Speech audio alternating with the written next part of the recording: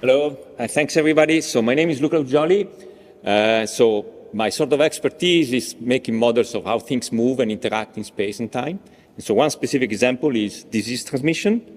I try to keep with what they're asked. So in specific, I'm interested in connecting, there are big models of epidemiological models that have been used, COVID-19 as an example. So how you actually worry about when things happen at a smaller scale.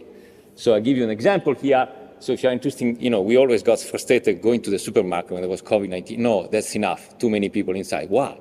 So then I sort of start thinking about how is it that you can compute or predict that? And so this is sort of the idea. I can make a movie on single slide, but imagine that the fellow in red is moving a bit randomly, and there are the other green fellow that are uninfected, and they move also randomly. How do you compute that?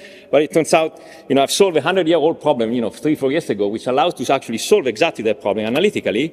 And so that's a sort of reaction diffusion formalism at a very, so some techniques from the 60s together with what I've done 3-4 years ago, and it allows you to actually do it. So where is the I comes in? Well, I need a computer because the formula that comes out is very big, although it's analytical. It's a big determinant, but you can do it. And in fact, I think it's the first example where R0 is computed exactly, on a model from spatially explicit dependence, okay, or things moving around and so on. So this is in a paper that, if you want to ask me.